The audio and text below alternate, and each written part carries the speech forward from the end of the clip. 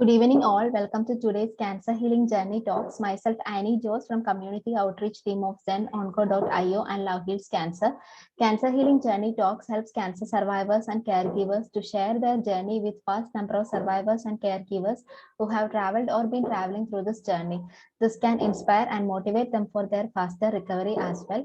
I would like to introduce today's speaker, Tara Williamson. She is a 9-year breast cancer survivor, a nurse, and an internationally recognized certified Areola 3D nipple and Scar Camouflage tattoo artist. She founded Ink Tattoo in 2014. Working alongside amazing plastic surgeons across the country, she is honored to help post-mastectomy clients with a natural, realistic appearing areola 3D nipple, and she is also honored to be able to share her specialized skills with her fellow breast cancer survivors, helping them feel whole again. She was featured on NPR Radio, ABC, CBS, NBC, Oprah Winfrey Magazine, Wildfire Magazine, UNC Rex Inspired Magazine, and so on. Welcome, Tara Williamson, to the session with us. Thank you so much for being a part. Yeah, over to you. Thank you so much for having me. I'm honored to be here. Thank you. That's great. So can you talk a little about your cancer journey, how it was diagnosed and what stage it was? When I was 39, I was just working, living my life. I didn't have breast cancer in my family. Nobody had ever been affected by it that I knew personally. This was the furthest thing that I thought I'd ever have to deal with. But I did have a mammogram at 39 years old, thankfully. My doctor just wanted to get a baseline when I was a little bit younger, and we just started doing them every couple of years.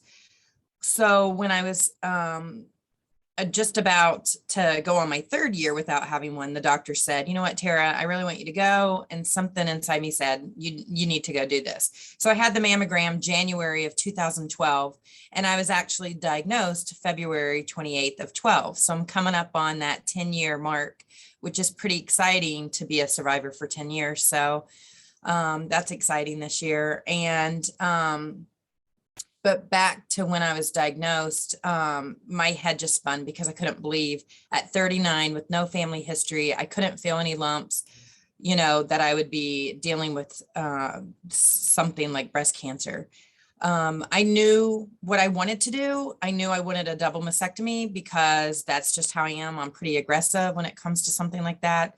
But my breast surgeon didn't agree with that. And so after a lot of mammograms, a lot of ultrasounds and genetic testing, she just was pretty adamant about doing a lumpectomy. That's not what I wanted to do. And I knew that mentally and psychologically, I would be in a bad space forever because I would always be consumed about worrying about it. And that's just my personal feeling. I ended up having a lumpectomy, and it came back with even worse results from the pathology.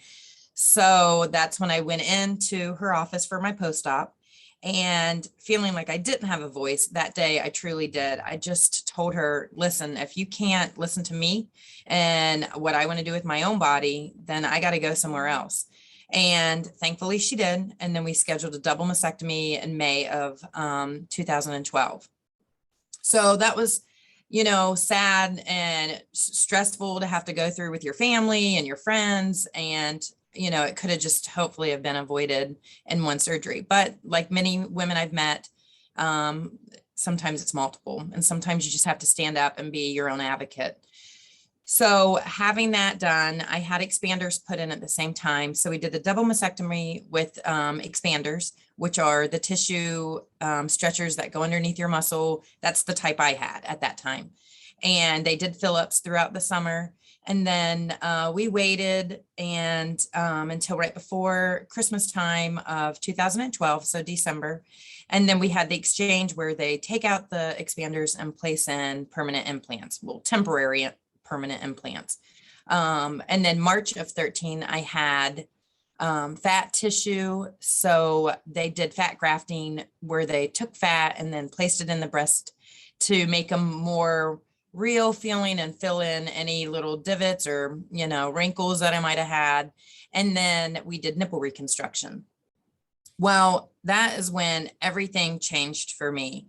Not that my life wasn't already upside down, but when he talked to me at that post-op and said, all right, the next thing is Areola Tattooing, I couldn't even believe it. I had never heard of it. All the patients I'd cared for as a nurse who had had breast cancer, I've never seen this in my life. So I was pretty excited. And I thought, oh my gosh, like, who is this person providing the service? I have to meet him. And so I asked him, who's the expert in the country, in the whole United States? Where is that perfect person? And he said, I don't have anyone, locally, and I don't know of anyone nationally. And I just couldn't believe it, that in 2013, women and men didn't have someone that they could go to, or multiple people that they could go to for this finishing touch. So I ended up having them done by the nurse in the office, because my only other option was, there was a fella in the country that was providing it, and it was in a tattoo shop, and his work was beautiful, but I just didn't want to go to a tattoo shop. I mean, I'm not intimidated by that, but these are special.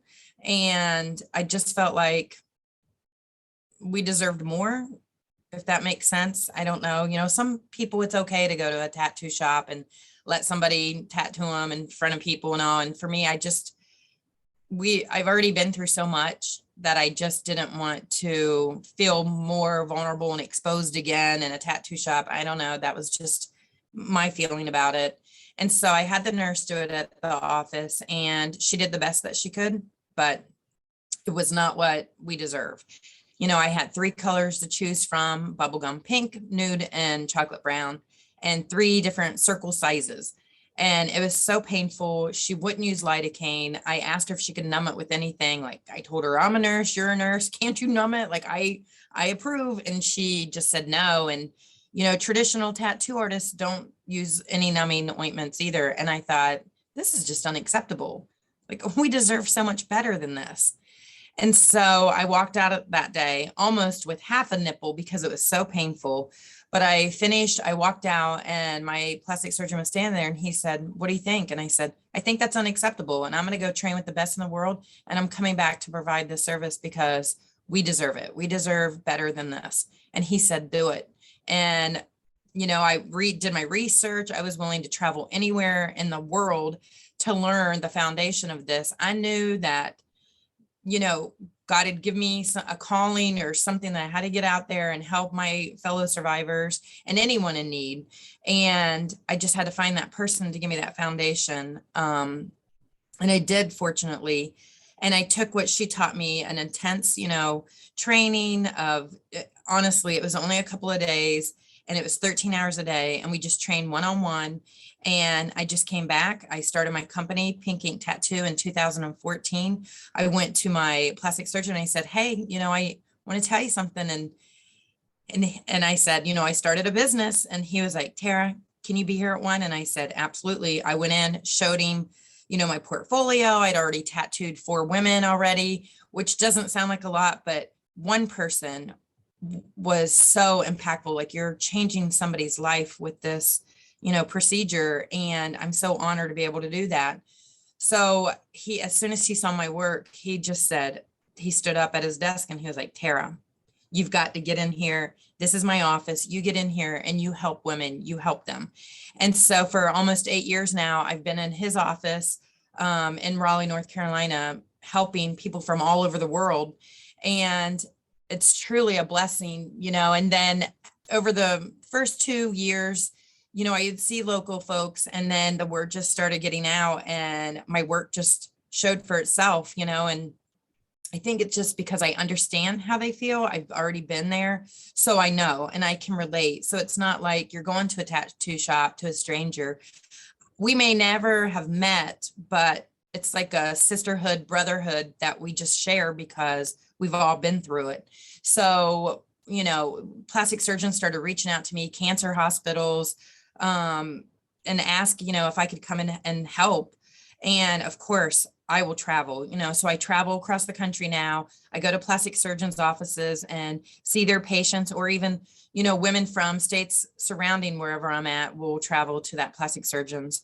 And, and it's such an honor. The thing is that I knew not only did I want to provide this service, but I wanted it to be affordable. I wanted to not be more of a stress or a strain, or women and men feel like this is another procedure. So I wanted it to be more of a celebration.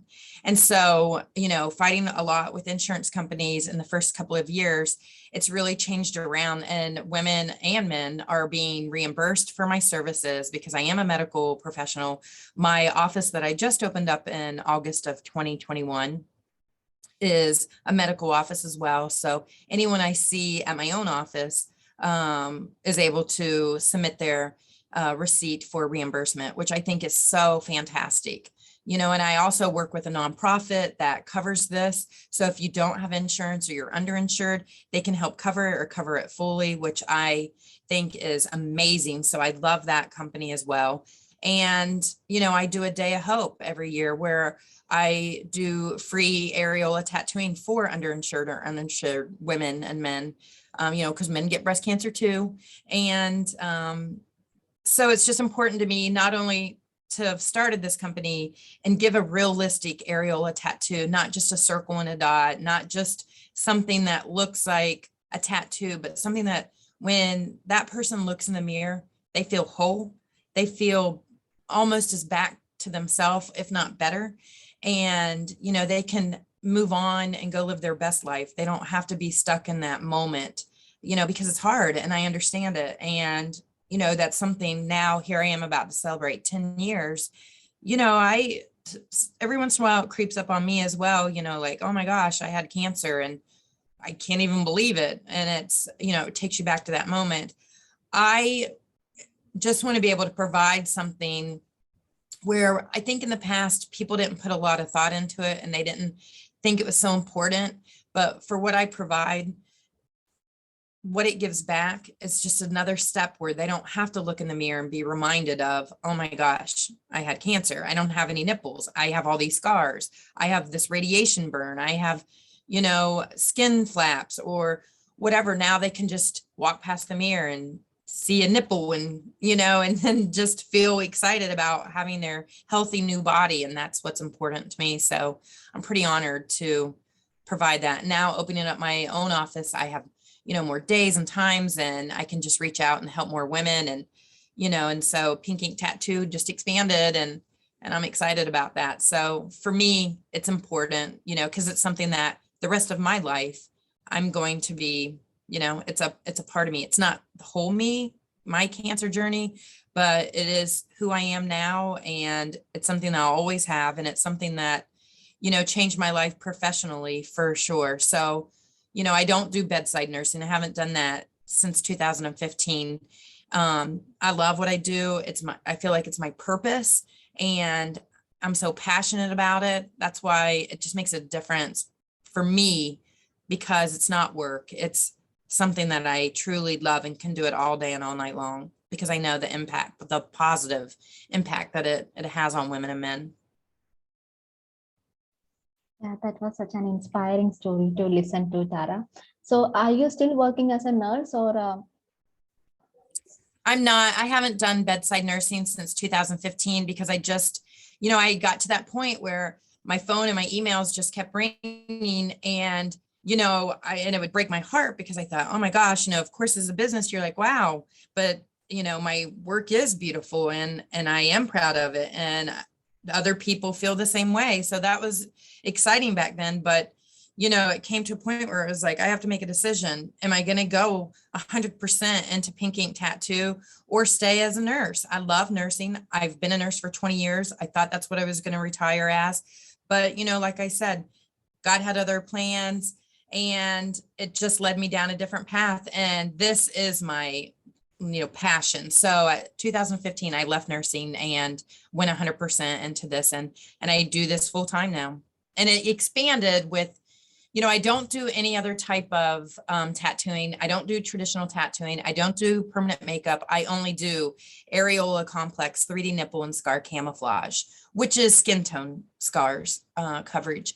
But having my own office now, I've expanded and added permanent makeup in there, with my daughter-in-law, Caitlin, who is an operating room nurse. So she has that background in nursing, and she has been in her family for 6 years. So she's been to every event I've ever held. She's helped me, set up, tear down, speak, when I go to speaking engagements. Caitlin's always right there. And so she's heard, and she was 18 years old when she, started dating my son. And so she's been around this cancer community for that long, 6, 7 years, and they're married now. And so she knows the impact that it causes. She's met the women that I've tattooed that have been 23 years old or 87 years old. There's no age, there's no discrimination when it comes to cancer. It just affects everybody in some way, shape, or form, whether it's your friend, your neighbor, yourself, your mother, it's someone you're going to meet in your life. And so for Kate, she felt like she needed to be a part of this and give back even more. So, I've looked for 7 years for that perfect fit for my company.